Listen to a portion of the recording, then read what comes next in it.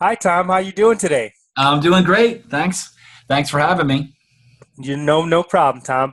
Tom, what I want to do is just briefly tell everybody a little bit about you. For those that don't know Tom Sterner is the author of The Practicing Mind. I did a review on this book probably a couple months ago, and the book it took my breath away. It was just that good of a book, and you'll find out why I thought that was the case. But let me tell you a little bit about Tom. Thomas Sterner is the founder and CEO of the Practicing Mind Institute, and I have a link to his website on the OP Lab page. So check that out there, and check out what he does over at the Practicing Mind Institute. He's a successful entrepreneur, and he's considered an expert in present moment functioning, or PMF. He's a popular and in-demand speaker who works with high-performance individuals, including athletes, industry groups, and individuals, helping them to operate effectively within high-stress situations so that they can break through to new levels of mastery. So a big thing that Mr. Sterner does is he focuses on developing both skill mastery and self-mastery. So these are great topics, and he's going to talk to us a little bit about the practicing mind and how you can develop a practicing mind. So, how long have you been studying in the field of performance? I would say over 35 years. Um, I actually started my studying. Yeah, it's been over 35 years, and I studied it from a couple of different perspectives. One is from the Western empirical science, which would be peak performance studies and sports Mhm. psychology, but also from the perspective of Eastern thought and psychologies of Eastern thought that have been around for thousands of years. And what I found really fascinating was that they're really two sides of the same coin. I mean, what we're doing now is proving out through this documented studies that what has been said for thousands of years is actually true. So I think we're really a lot more comfortable with it now because it's not just a philosophy or a thought system. It's actually stuff that we have been able to research, document, and prove consistently through experimentation. I have to agree with you. One of the things that what I like about your book is it does relate to sports psychology. I remember growing up as a kid, I still run, but we did a lot of running. And one of the big things they'd always talk about is listen to your body, focus on your breathing, and those are Eastern concepts.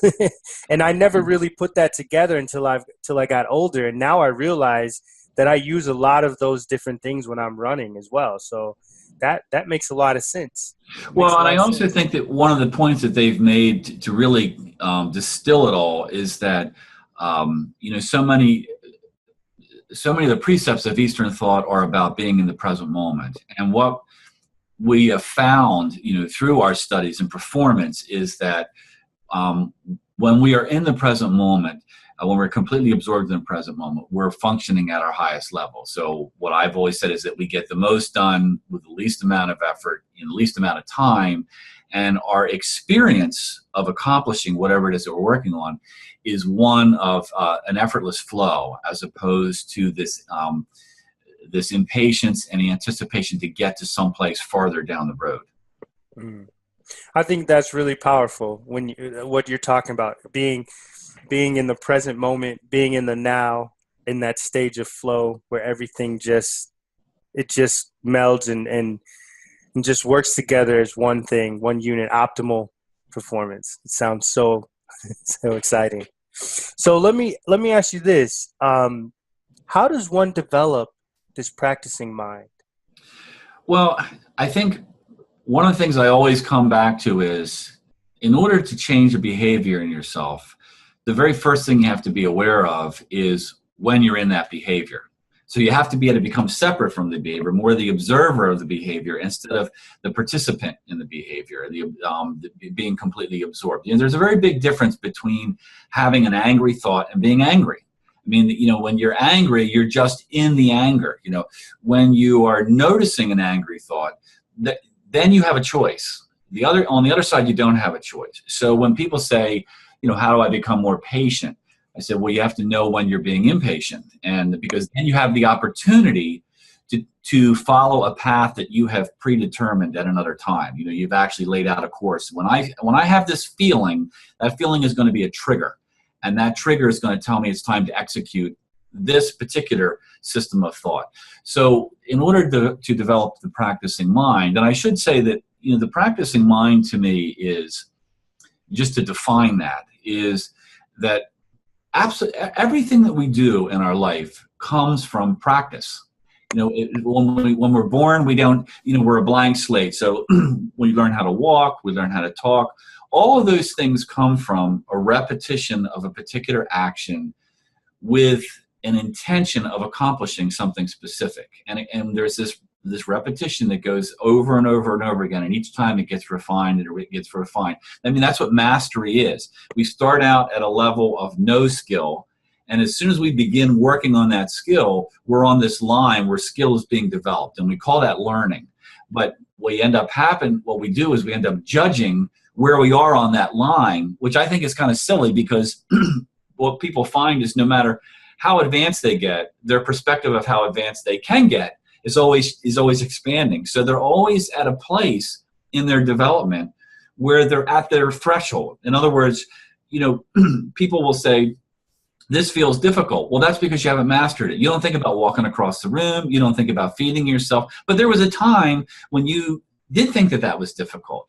And so as you learn new skills, what happens is that you're always going to be naturally up against the level of your skill, and you're always pushing that threshold farther. So that feeling of this is difficult, that's a label for a feeling, is always going to be there. So if you can accept that as this is part of practice, this is part of expanding, this is part of becoming, it's a very normal feeling to have in those situations. Then you can relax in that and become more absorbed in the whole process of becoming more of a whatever it is that you're trying to become, whatever goal it is that you're trying to expand. So I think that those things, it's very important to be able to understand that this is a normal part of who we are. It's in our DNA to expand. That's the reason why we don't live in caves. It's the reason why we have this amazing art. It's the reason why we have all this technology. It's because we're just constantly trying to create and to become more. And that's the way that we should be. And we shouldn't fight that. In other words, we shouldn't feel like, well, where I am right now, I'm incomplete. I need to get to this other place, and then I can feel complete. We spend 99% of our time in the process of achieving all of our goals, and that's where all the joy is. That's the reason why the goal feels so good when we actually cross the finish line. I mean, the finish line takes a second to cross. What makes it feel so good is everything that led up to preparing for the race and running the race. That otherwise we could just draw a chalk line on the street and say, there's the finish line, step over it. It means nothing.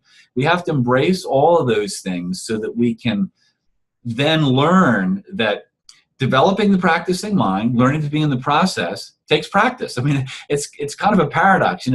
Developing a skill in the least amount of time is a skill in itself. So, and learning to enjoy that process of becoming and developing a skill is part of this, to me, the mindset of the practicing mind. So, and I think that you have to, the very first thing you have to accomplish, circling back to your question of how you develop the practicing mind, is that you've got to practice thought awareness training. You've got to get to the point where you're aware of what your mind is doing all day long, and you have to understand that you are not your thoughts, that your thoughts are separate from you, and that your mind is a problem-solving machine, and it's very good at it, and if you don't give it a problem to solve, it'll go looking for one. And so all day long, your mind is running off in different directions and visiting scenarios somewhere in the future, maybe only a few seconds in the future, a few moments in the future, maybe a week in the future, or reminiscing about something in the past. It's not where you're at doing what you're doing. And while it's out there, it's generating all these thoughts based on memories or anticipations or circumstances that are happening. And if you're not separate from those thoughts, you're just experiencing the emotional content of the thoughts. And that's affecting your performance level and how you feel. And so you have to learn to be able to recognize that. And you do that through thought awareness training, which is just a label. I mean, you could say meditation, that's another label. What we're doing with this is sitting quietly. It doesn't take very long, 10 minutes a day.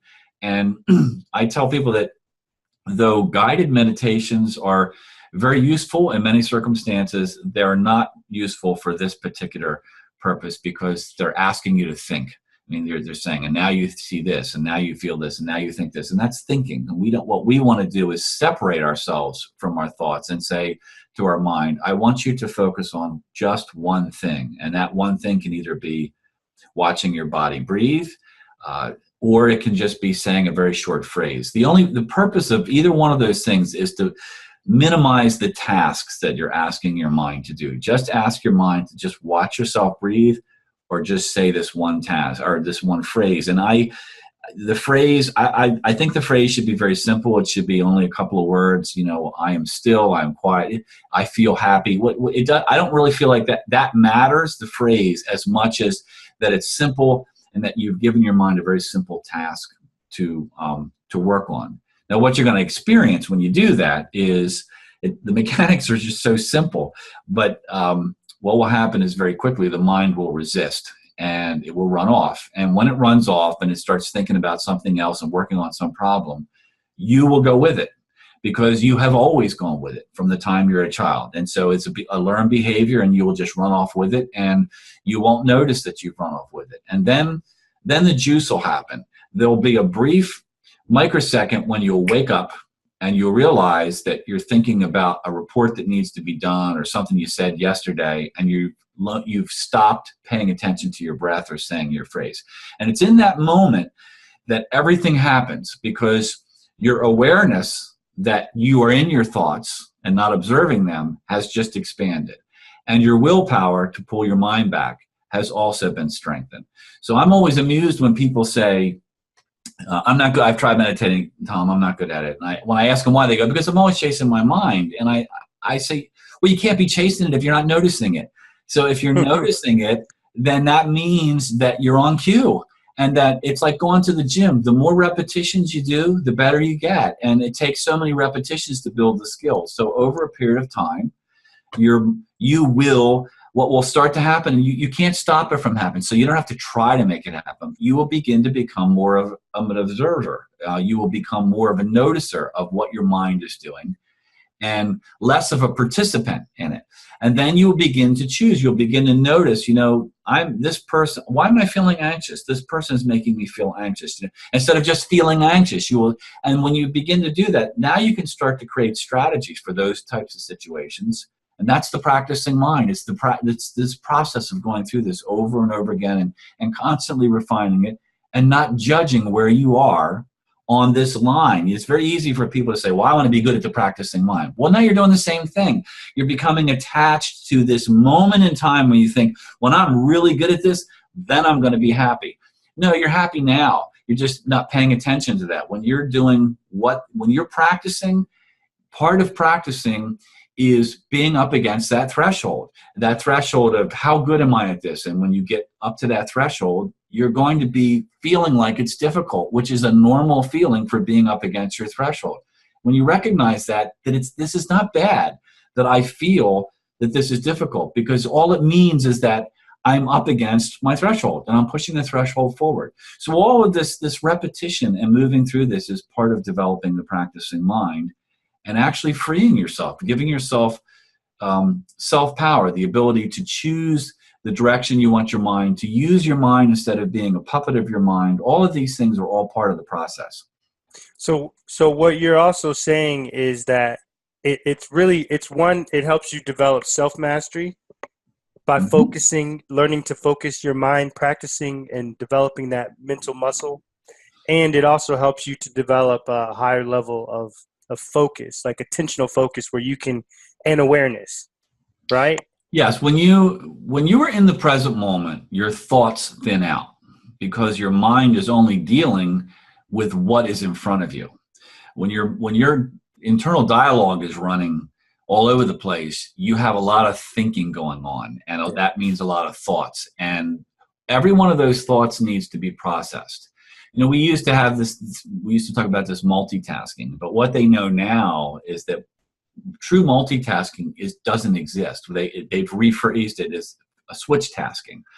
And there's a very interesting, there's a book out called The Myth of Multitasking. It's been out for many years by Dave Crenshaw. And I had a talk radio show at one point, and I had Dave on, and he's a really interesting guy. And the book is a very easy read. And one of the tests that he did in there was he's very upfront. He said, I didn't discover this. He said, I just gathered the information. But they take and anybody can do this at home. You write down the sentence, multitasking is worse than a lie. And as you do that, when you write M, underneath of it, you write the number 1, and then U, and then the number 2, and you go all the way across the page like that, and you time it. When you're finished with that, you come up with a number, 35 seconds, 50, whatever it is. There are so many, and you end up with knowing how many letters there are in that thing. Then you start the timer over again, and you just write the sentence, multitasking is worse than a lie, and then you go back and write 1, 2, 3, 4, 5, 6, until you have the same number of letters again. And what you find is that your performance goes up. Depends on the person, but anywhere from 30 to 45%. And the reason for that is because we think that when we're writing M1, U2, we're not multitasking, but to our brain we are. We're doing 2 different things at the same time. So what happens is the brain has to stop and switch gears. And it reminds me of the old days. I mean, I'm dating myself, but it used to be when computers first came out, when you wanted to switch programs from like a word processing program to, say, an accounting program, you had to turn the computer off, put another disk in, turn the computer back on, and let it boot up with this new disk, and then it would open up with that program. And that's basically what we're asking our brain to do. So when people are checking their email, talking on the phone, they think they're doing all these things at one time. They're not. The brain is constantly stopping and starting. And that's one of the reasons why we're so exhausted at the end of the day, because we don't focus on one thing at a time. Our productivity goes way up when we focus on one thing and we're completely absorbed in that process. And our fatigue goes way down. All right. That's good stuff to know. That's really, really, wow. Okay. Well, the reason that that's difficult is in the corporate world, they're just beginning to embrace this because they have to have hard data that shows them that, because the people at the top feel like, no. The way for us to make more money is to have less employees doing more things. And actually that doesn't work, because what it does is it burns out the employees, their performance level goes down, and the quality of their work goes down. So so all these things are they're a problem that come from this whole concept of multitasking. And like I said, now I think what you're seeing is if you look back in time to say the 60s and 70s in the golf world, when Jack Nicklaus was really the first guy to use sports psychology. I mean, it wasn't called that back then, but it was just the natural way that he looked at things. He paced things off. He visualized shots. He had all these systems that nobody else was using. And he's still the best golfer in history. And a lot of people at the time probably thought this guy's a pain in the neck. But now no one is competitive without having all of this information and using all this information. And I think that this is a trend that's going to happen in the corporate world, is that you're going to have some companies that are going to take off and say, well, let's take a chance on it, and they're going to start using this stuff. And then they're just going to be outperforming everybody else. And then the other businesses are going to be playing catch up. Do you think that has a lot to do with like what you're talking about with the golfer? Do you think that also has a lot to do with the process, having a process mindset as opposed to more focusing on like a product, an end result? Yes. I think that we are taught from the time we're children to be attached to the goal. And when we become attached to the moment we achieve the goal, we put ourselves at war with the process of achieving it, because we've told ourselves, I can't be happy until I have the goal. And everything I have to do between now and then is basically this arduous burden I have to deal with and endure until I can have this goal. And we've created that mindset, but we've also created this mindset that the goal is what is all important, but it's in the processes where all the quality is created. And that's also when people are enjoying the process, the quality goes way up, their performance goes way up. So a simple analogy of that would be, if you look at a guy shooting foul shots, free throws, if he shoots the first shot and he observes that shot and he misses it. Well, if he becomes very angry about that, he throws the ball down, this internal dialogue all starts. We really needed that. That shouldn't have happened. I can't believe I did. None of that has anything to do with putting the ball through the hoop on the second shot. It just That's very true. needs his performance to do that, and it makes his experience, his self-confidence, all the stuff erodes, all from this super attachment to putting the ball through the hoop. What he needs to do is be completely absorbed in the process. He observes the shot. In the practicing mind, it's called DOC, do, observe, correct. So what he does is he shoots the shot and he observes. There is no judgment involved. This is part of the practicing mind.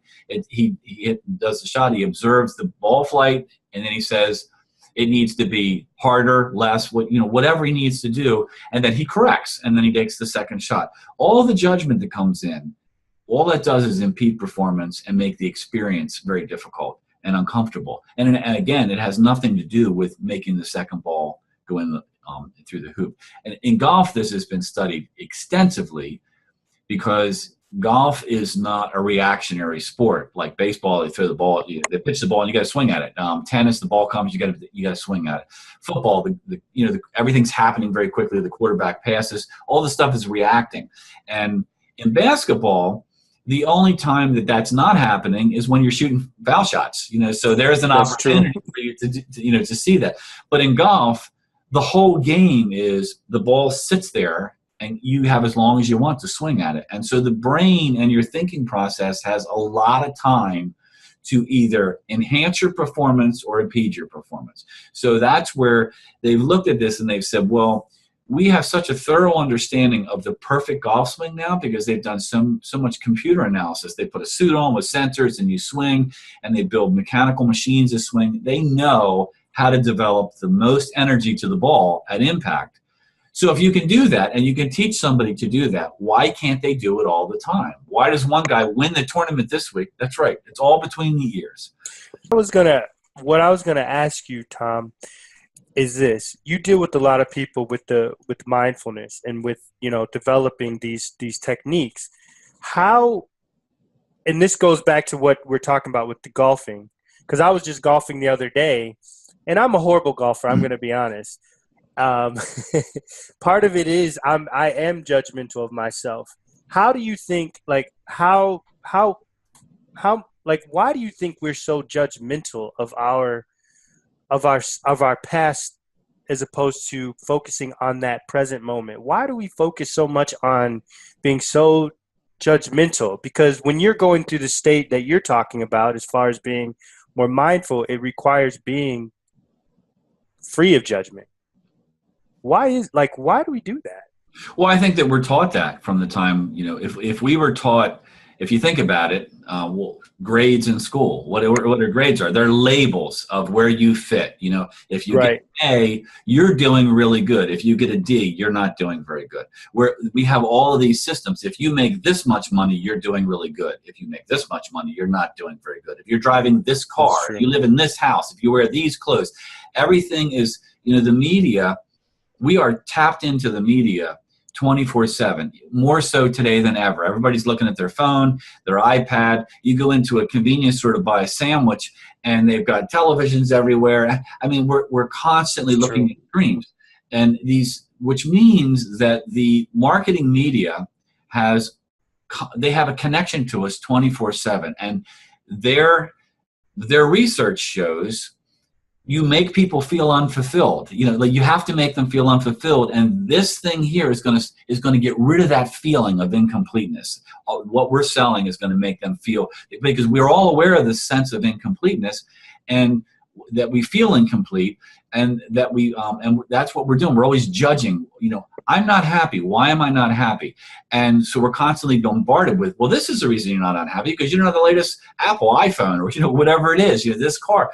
And so it's constantly reinforced. And so we're always in this state of mind of, I can't be happy right now. I can't be happy with where I am. I can't be happy with what I have, or my level of development, or my state of mind. I can't be happy here because I'm being told I'm not happy all the time. And I need to get to here. I need to get here. And that's what creates this attachment to places outside of ourselves in a time other than right now. And that's, again, you can't separate yourself from that without thought awareness training, because all of that is thoughts. That's all thinking. That I am not happy, that's a thought. And so you can't separate yourself from that until you learn that that's just a thought. It isn't who I am, and it isn't where I really am and what I'm really feeling. It's just a thought that's making the experience that. And so when we begin to learn to see that, we give ourselves the privilege of choice. And now we can say, no, that commercial has nothing to do with whether I'm happy or not. That commercial was designed to make me feel like I'm not happy. And then you really start to see it. You start to see all the manipulation that's going on, and sometimes it's almost comical, because it becomes so obvious. It's like the veil is lifted, and you really start to see how little you need to be happy and how much you actually have. I was just going to ask you another question. One of the things you mentioned earlier, you talked about, well, there were two things. You talked about happiness and you talked about joy. And I've been looking at just looking at research on the difference between these two concepts. And I think you're totally right on track as far as like with happiness, for instance, because what you keep saying is it's kind of like this parasitic thing. Well, if I do this, then I'm happy. Okay, now I'm not happy. If I do this, now I'm happy. Okay, now I'm not happy. It's like, but when you look at happiness versus joy, you're happy no matter what. That's right. No matter what's going on. And I think that's just a super powerful point that you made like earlier.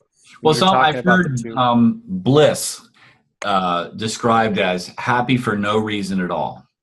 And, boy, wouldn't that be refreshing? Because, like I said, we need that so much in our lives, because we feel, I feel that we are designed to feel incomplete.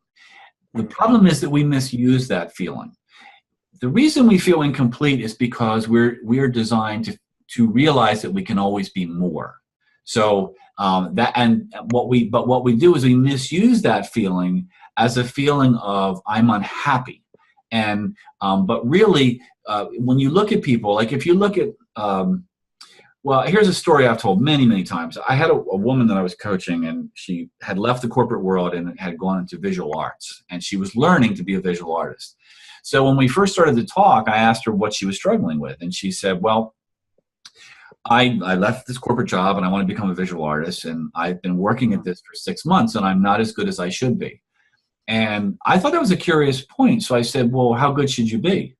And there was just silence. And she said, well, I don't know.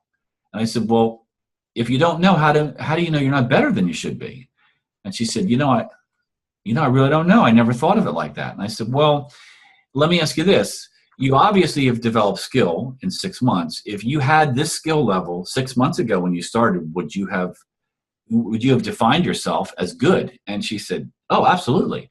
I said, so it's not that you're not getting better. It's that your perception of what good is changing. I said, isn't that always going to be the case? I said, it's like a V. You start here at the bottom of the apex, but it's always going out. And I said, so the farther up here you get, the more your peripheral vision is going to be expanding, and you're going to be able to see what your potential is. And that's always going to be changing. I said, like a piano player, when they first start out, their lessons, they're just trying to figure out where the note on the paper is on the key and what finger presses it. I said, but when they get to where they're playing like a Mozart piece, their perception of what good is completely changed. Back then, they were just thinking, if I just could figure out where these notes are, I would be good. I said, you really can't comprehend what your perception of good is going to be a year from now, because it's beyond your reach and it's beyond your ability to comprehend that. But when you get there, your idea of how good you can be is going to be farther down the road, just like an artist. I said, so I think you need to accept it. That's a blessing, because it means that you're never going to run out of expansion. But what we do, and that's the reason we feel incomplete, because we're designed to feel like I can do more, I can be more, I can create more. But we take that feeling and it's marketed to us to make us feel like we don't have anything. No matter what we accomplish, but none of that matters. I feel incomplete because I don't have that over there. And that's the next thing I want. But there's a chapter in my latest book, Fully Engaged, called And Then What? Because what happens is as soon as we get that, then we immediately start that cycle again of, well, now I have this. a week later, it's like, but I don't feel any different than I did a week ago. And that's because we keep misinterpreting that feeling. It's good that we have goals. We need goals because goals are like, they're like the bullseye. If we don't have a bullseye, we don't have a target, we just draw the bow and let the arrow go. We have no idea where the energy is. No purpose. That's no right. Direction. That's right. We need some place to direct our energy, and that's what the bullseye is for. But when we become attached to the moment the arrow hits the bullseye, then we don't enjoy the whole process of drawing the bow, watching the arrow fly, all the things that make it so joyful. And that's really what we're talking about here. This is good stuff. Okay, so let me ask you another question. What do you do personally to decrease stress and improve your whole person engagement? Like, what would you recommend for an individual, and what do you personally do? Like, what types of things do you involve yourself in to keep yourself centered and just ready to work and live at an optimal level? Well, the first thing I do is I do thought awareness. I do meditation every day. Now, for me, I've been doing it for many years. I probably spend 30 to 45 minutes in a session. But what I find is that it really does. First of all, it slows my mind down, especially if I have a busy day. And like today, before you and I were going to talk, I just wanted to clear a mind. So I make sure that I spend 15, 20 minutes, in a state of calming my mind. So I think that's really important, because going back to what we talked about earlier, is you can't change what you're not aware of. So if you're participating in your thoughts instead of being a noticer of your thoughts, then you're just a puppet of your thoughts. And you really don't have any power if you're a puppet of your thoughts. You're not using your mind is using you. So, and I think that's a hard concept for people, because they think, well, I'm the master. No, not, if you're the master, then you should be in control all the time. And nobody's in control all the time. But at least if you're aware of when you're not in control, then you have an opportunity to come up with a strategy to execute during those times. And you can start trying to execute it and practicing that.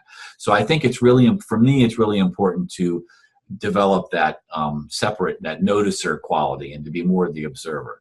The other thing that I do is I take time every day I take a walk every day.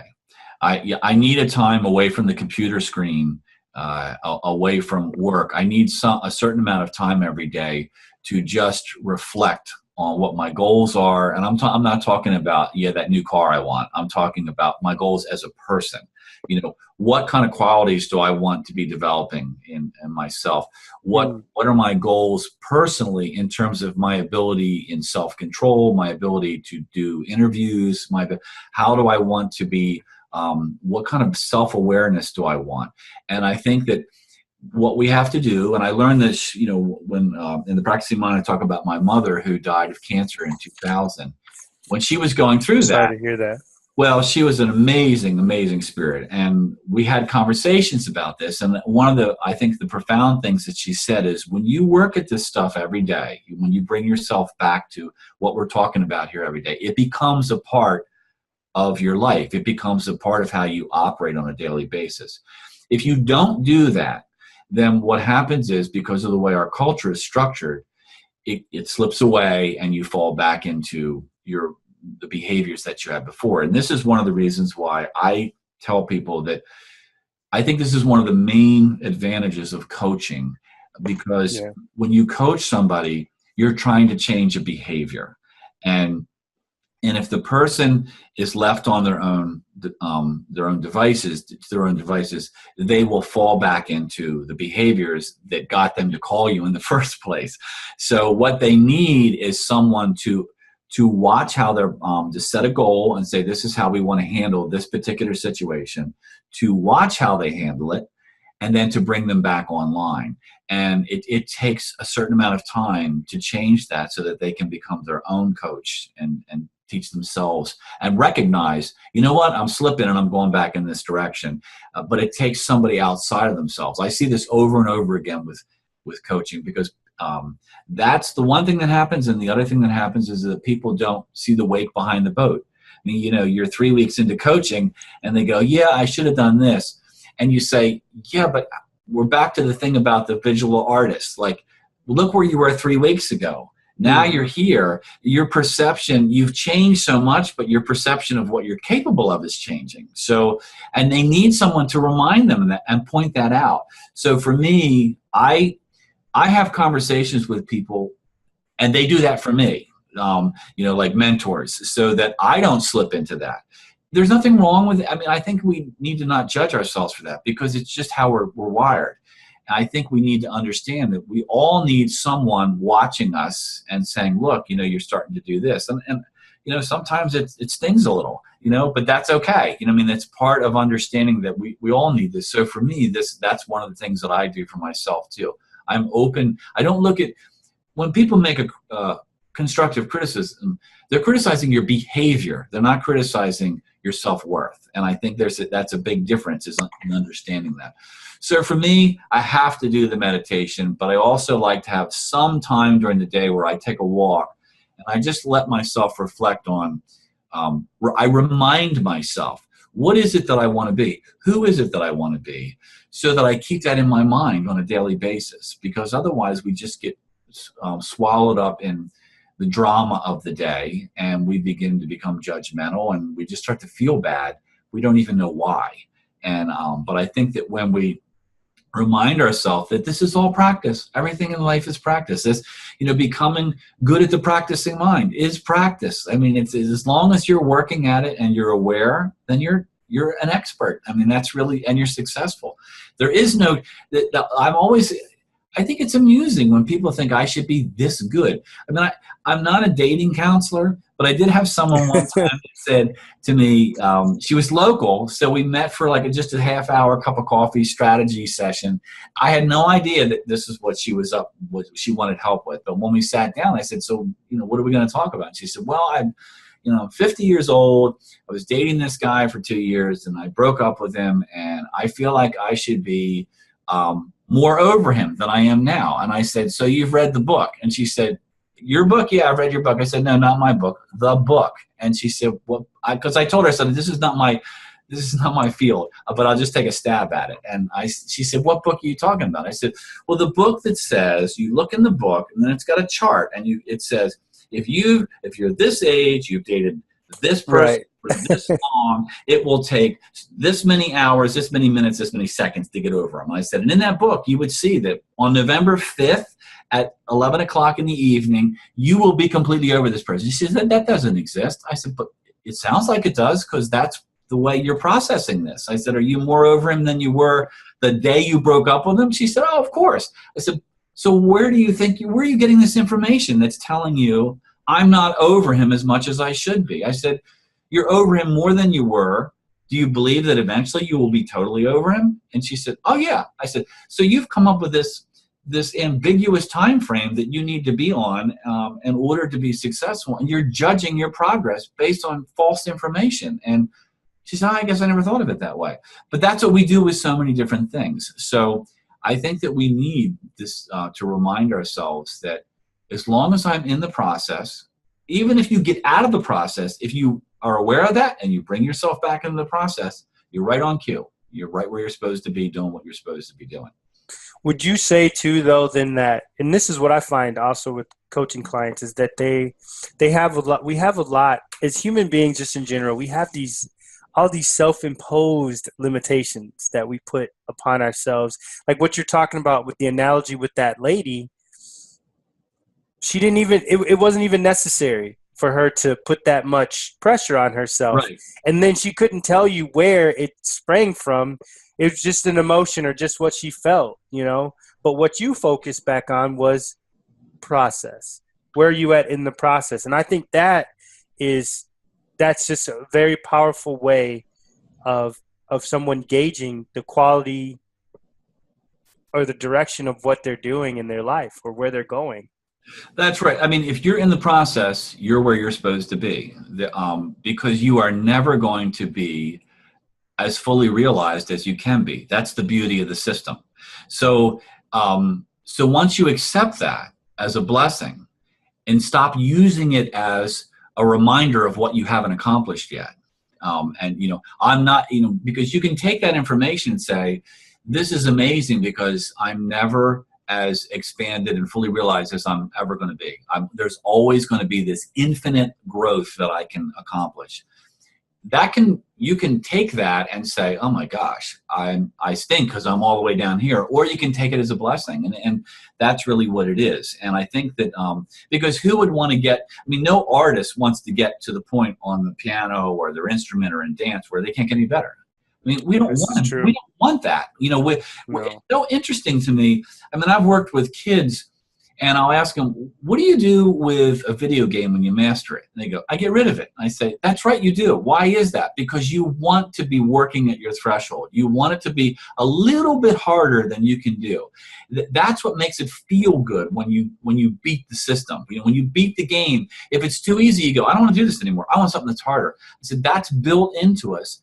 But what we do is we put ourselves at war with that feeling, and we use it as a barometer of our self-worth.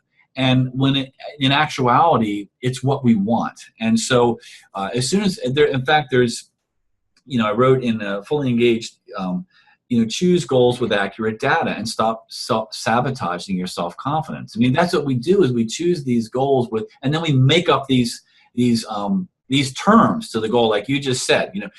We impose these ideas on ourselves. Well, this should take this long, or I should be able to do this, and then we begin to judge our progress based on where we think we are on that timeline. And most of the time, like this woman with the dating, the timeline doesn't exist. It's everybody's different. How much in love were you with the guy? How big of a jerk was he? All these different things come into that, and how much, what is your capability to feel for somebody? It's for some people, it's not a whole lot. And for other people, it's a very deep feeling. That person is going to take a longer time to get through that than the person that really doesn't feel very deeply in the first place. So there's all these things that we have to look at, and wherever we are is where we're supposed to be at that moment. And like I said, when we stop letting all of these external influences, because again, everything around us is showing us that we're incomplete. One of the things I do is sail. And if you look in a sailing magazine today, one of the things that, because I tend to be an observer, that strikes me is all the sailboat ads are for boats that cost $750,000. How many people, and they show people that are in their late 20s and early 30s on these boats with nothing else to do. They're like, thank goodness I have this boat. Otherwise I'd be bored with my life. I look at this stuff, it's so absurd. But what happens is the visual, the psychology behind it is, you look at that and you go, man, life is really passing me by. I can't afford this boat. I must not be doing very well. And so then that sets up this sense of I'm a failure, all these things. And that's exactly what it's designed to do, is to make you feel externally driven. Right. So like I said, when you begin to, through your thought awareness training, through your meditation, you begin to be able to be the observer. You start to see all this stuff. I wrote about, there was I saw a television show on an airport that they designed in Germany, and it was designed like a wheel. There was a retail hub in the middle, and all the terminals went to there. And there's all this research. It's just amazing how much we're manipulated and we don't realize it. But the research that had showed that the people coming into this airport were mostly international. So they had been on an airplane for a long time, which gave them a sense of not having control. So they were going to want to have control over something. So that was an excellent opportunity to sell them something. So they designed this whole airport around this psychology. And when they were designing it, they built mock-ups and had people go through with glasses that had lasers that went out to see where their eyes went when they first got off the airplane. And there's all this manipulation that's going on all the time, so they could design this thing to maximize their eye movements so that they would know where they were going to look, so they could put the stuff there where they were going to look that they wanted them to see at that particular time. So my point is that there is so much research going into how to manipulate these impulses of us. And if you're not aware, you're just being manipulated. And that's why I said you can't change what you're not aware of. So what happens is as you develop in this stuff, then when you go into that airport, you go, I know they're manipulating me, so this is the game now. I want to find out, okay, how are they manipulating? Where are my eyes going? Oh, look at that. Okay, they wanted me to see it. It becomes this game. Like, can you beat the whole research? I think it's kind of fun. I tell you the truth. We kind of mentioned the what process over product means, but can you kind of expand on that a little bit more? And that you talked about that because I think that's a huge key point in the book. And also, one of the things that I really liked too was you talked about speed. Those two things I think are really important because we're all about rush, rush, rush, and we're all about the end product is what I continually see, even with people that I coach or with students that I'm teaching. It's all about the end result as opposed to what you're saying is focusing on the moment and process. But what about process you think is so important? Because, you can do a process, but is it more about it being accurate, the more accurate you are with the process? Well, I think it's more about in the process, it's understanding. We need the goals. I think we misuse our goals. Mm-hmm. We need the goals are the bullseye. They're the target. If we don't have the goals, we don't know where to expend our energy. So our goals are basically a defined. It's information that defines where exactly do we want to go. Like in sailing, the reason you pick a destination, I think it's a great metaphor. The reason you pick a destination, whether it's the tiki bar at the other end of the bay, is so you have some place to steer the boat and experience the process of sailing. So, right. It's the sailing is where all the fun is. That's just so you're not just going around doodling around in the bay. It's so you have a sense of accomplishment and you have a challenge. As you sail to that tiki bar, there's the process of dealing with everything that's happening in real time. The wind's blowing from the right. Now it's blowing from the left. Now it's not blowing at all. The tide's against me. The tide's with me. You're dealing with all these challenges, which makes it so gratifying when you reach the tiki bar. Right. That's why I think that but it's the process is where all the fun is. The process is where the joy is. The process is why the goal feels good when you get to it. And I think that what we do is we tend to look at the process, again, as something we have to endure so we can get to the tiki bar. But it really is, the process is where everything happens, where everything unfolds. In fact, as I said earlier, we spend most of our time in our life in the process of accomplishing everything that we want to accomplish. So if we can switch that so that instead of it feeling like a nuisance we have to endure to the place we want to be, then that means that most of our life we're spending in a place where we're enjoying everything. And I think that, go ahead. I was going to say, so what you're saying then is in the process, that's where all the growth occurs, and that's where we want to be. That's the sweet spot. If we're aware of what is going on, that's right. We don't want to. Most of us miss the enjoyment that's there, waiting for us to discover in the process, because we are looking at it from the perspective of, I just got to get through this so I can get to the goal. What I find though is, the goal, again, we reach the goal, and we may have a brief period of time of gratification, but then we're immediately on to the next goal because that's so unfulfilling. And and we just completely miss this concept that the process is where all of the enjoyment in life, that's where all the unfolding is happening, and we miss it because we're so focused on this brief minute when we cross the finish line, and we forget the fact that. Wow. Why the finish line? This is what we said earlier. The reason the finish line, if we just draw a chalk line on the street and say, step over it, there's the finish line. It doesn't mean anything. It's everything that has happened before that. In fact, I was working with some young golfers at a clinic once, and I said, why does it feel good when you hit a good shot? And I'm getting all these crazy answers. I said, no, it's because you've had so many bad shots. That's what makes it feel good. It's like, because you've been in this process of developing your game, and when you pull the shot off and you hit it pure, that's what makes it so magical. If we could give you a magic club and you couldn't hit a bad shot, you would be bored with the game very quickly. This is true. It's the process of becoming. It's that process of going out there and swinging at the ball and swinging at the ball, and then you hit this perfect shot. Because of the process of practicing and learning the game and all that. That's why it feels so good. And we spend, when you're practicing a musical instrument, that is where you spend all the time developing your relationship with your instrument, is the process of practicing every day. I gave a talk at a music college, and they said to the kids before I started, they said, performance is 95% practice. The performance is only a little part of it.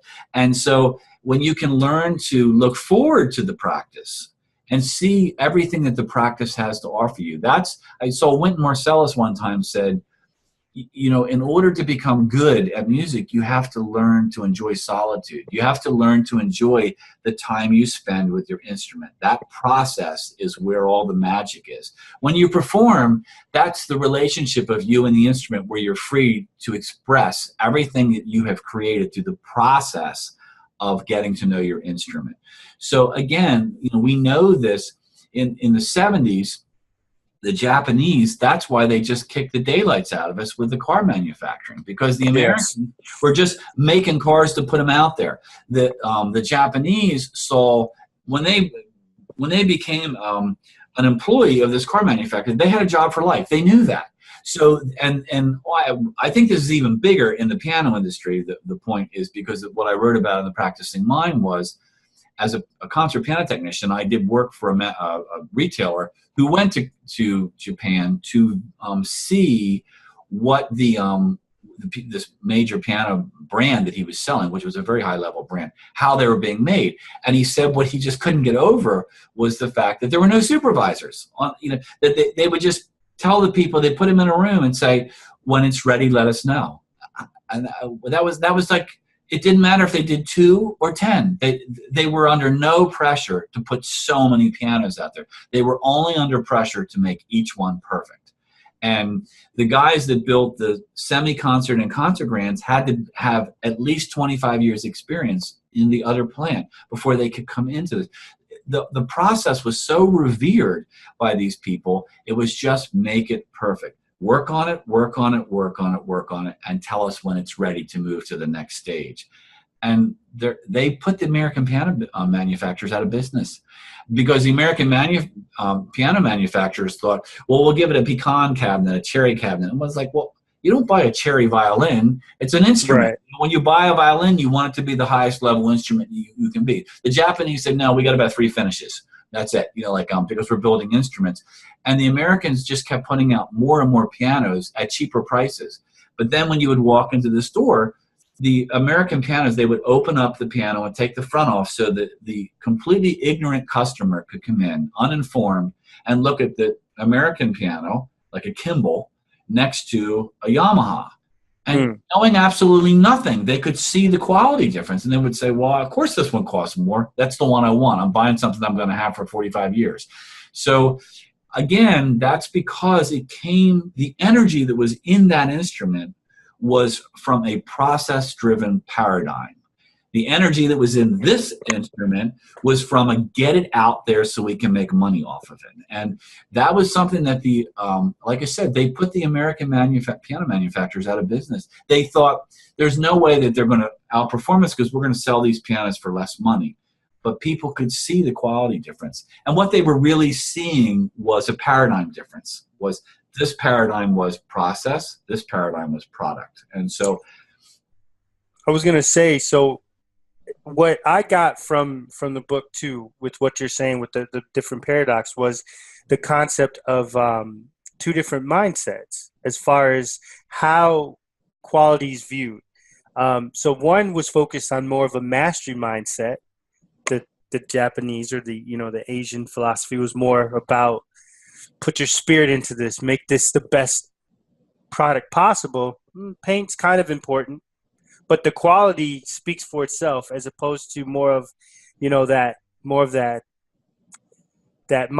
of, let's put out as many as we can and hope they'll buy. Right. Well, and there's another story in The Practicing Mind about the Olympic archers, because back in the 70s, the American mindset in the Olympics was bullseyes count. That's the only thing. So whereas the Asian archers came from this process orientation paradigm. So what I wrote about a coach that because I've shot target archery, and I read this article when the Olympic coach was saying it was very frustrating because with the American archers at that time, it was as if the only reason they drew the bow, it was like this nuisance. This process was a nuisance they had to go through so they could let the arrow go and see if they got a bullseye. And you get 3 shots in these competitions. And whereas the Asian archers, Korean, Japanese, they looked at the drawing the bow as almost a spiritual experience. I mean, it was something that they were completely absorbed in, this process of breathing and drawing the bow, so that it was a beautiful thing to watch. And fully engaged. Right. They were fully engaged, and they would let the arrow go, and the target would just get in the way. And to them, there's a famous book called Zen and the Art of Archery, which is where they talked about that. It was like the whole process was a living process. And so to them, they were unbeatable. And the Americans would shoot the arrow would be high and left, and they would get mad, and this internal dialogue would start, like, I can't believe that. We needed that point, And so then they would get more impatient and more outward in the process, and they'd draw the bow faster. They were so attached to the goal of getting the arrow in the bullseye that they were defeating themselves. Mm-hmm. Whereas the Asians were just completely absorbed in this process and relaxed, listening to their heart, letting the arrow go in between heartbeats, all this stuff that now everybody does because they can't compete unless they become very process oriented. So again, we know this works. It's been around for thousands of years, but now we know it because we've done all this research, and we know that if you want to be competitive in sports, you've got to be present moment oriented. You have got to be in the process of what you're doing. You cannot be, you see the golfers that I saw one, they said, if you win this tournament, you'll be number 1 in the world. He said, if I think like that, I won't win the tournament. He said, I have to be one shot at a time, and that's it. I let go of the last shot. I don't think about the next shot. It's just this shot. He goes, if I do that, I got a chance of winning the tournament.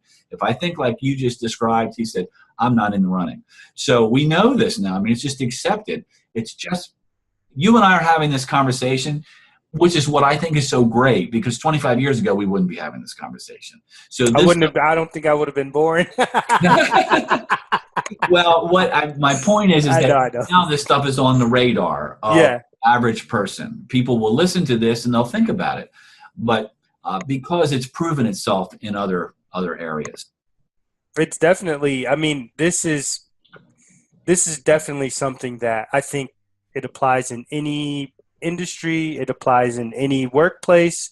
This book, as I said before, it's a gem. And I really appreciate how you started it out when you talked about the chariot driver. That was such a great analogy, because you know what? Anybody that reads the book or starts to read it, they're going to read that first part where you talk about that, and they're going to say, wait, that's me. Because I find sometimes that I'm that way. I'm like all over the place. I'm not always driving the way that I should, and the horses they're just running. So to understand that analogy, if you're listening, you need to read the book. So my last question for you is, why do you think that people should read this book? And for you, what are the most important points? What are the things that you want them to take away from this book? Well, Practicing Mind. As you and I were talking before we went into this broadcast, I wrote The Practicing Mind in the mid 90s, and it just sat as a Word document because I was very busy with a service business. And eventually I sold everything I had in the business properties, tooling, client base, and self-published it. And I really, it was some people described it as a midlife crisis. Some people described it as a gutsy move. I couldn't have imagined the success of the book because I had never done it before. And initially I basically was starving. I was hemorrhaging money because the book was just for sale on Amazon. Nobody knew who I was. Nobody knew what the book was about. I think that the reason that people should read it is because it will show them that everything that they need to feel happy. It really does transform people's lives. At least that's what everybody tells me. I mean, people, everything they need to be happy, they already have. I have lectured at schools. I've been told that this should be required reading in school because it teaches kids for the first time that their mind can be quiet because they live in an environment that is where their mind is being overstimulated. It's also showing that we're learning that our minds, our brain is being forced to operate at a higher pace in order to function in our culture. And we're also, at the same time, we're losing our ability to be contemplative, to reel our mind in and to focus on one thing. And it's very important that we don't lose that. My older daughter is a kindergarten teacher, and she said it's very well documented and it's very visible in the classroom that these kids that are coming up now have no attention span. In fact, there was a study recently that showed that our attention span is below a goldfish, which is, I don't know how they figured that out. And of course, they don't tell you that the goldfish all have PhDs. But but I think that what's important is that that we realize that we are losing this ability. And I think that what the practicing mind does is it gives you information on this, why it's important, and that it's not very hard to change that. As far as the takeaway in the book, I think that the most important thing, the key points are to spend a certain amount of time each day quieting your mind and learning what your mind is doing without your permission, and learning that your mind does work without your permission most of the day. And that's the thought awareness. You can call it thought awareness training meditation. I speak about that quite a bit in the Fully Engaged book. But I think that you need to learn that. I also think that you need to learn you need goals so you have some place to point yourself and your energy, but all the joy is in the process. And then certainly one of the most important points is to not judge where you are in the process of learning this stuff, because you're never going to be as good at it as you can be. You're always going to be able to become better at this. So wherever you're at is where you're supposed to be for the amount of effort that you've put into it. And to just know that and feel good about it. It's, sometimes you're going to drop out and fall back into old behaviors. That's totally normal. Everybody does it. No matter how far along that line they are, they still do it. And so it's okay. Don't judge yourself for that. The fact that you've noticed it and you've pulled yourself back means you're right where you're supposed to be. I think that's where people, they get into trouble. We have this feeling like, well, I should be this good. Says who? Where does it say that you should be this good at this amount of time? It's these, like you said, these self-imposed goals or ideas of where we should be along this line of learning. And we begin to judge ourselves in terms of where we are in that. And there is no line. Wherever we're at is where we're supposed to be at that moment. And once we can learn that and allow that for ourselves, we can start enjoying the process of becoming. Well, you know what? I'm going to make sure that I make this reading for the individuals that I coach and also for the students that I have in my classes. And I actually have brought this book to class and talked to them specifically about the process over product piece, because I think all of it's really important, but anybody out there that's listening, you need to read this book. It's a great book. So Tom, thank you so much. Oh, thank you. How can we find you, Tom? Where can we find the book, and where can we find? The book is for sale pretty much where you would find it, Amazon. It's in most books like Barnes and Noble. You can find me at tomsterner.com. That's a good place to start. I have the Practicing Institute.com is there, and that's where a lot of the free stuff is. But you can get to that. There's actually also a link on tomsterner.com. You can write to me from there. There's a practicingmind.com, which was the original website, but you can get to all that from tomsterner.com. And I also have placed those links on my on the Renovato Leadership Institute. So if you need to get there and you can't get there with Tom, you can come to the site, click on there. There's the book there, and also you can get to a site from there as well. So thank you, Tom, and we will be talking again about full engagement. About the engagement book. Okay. Thank you, Tom.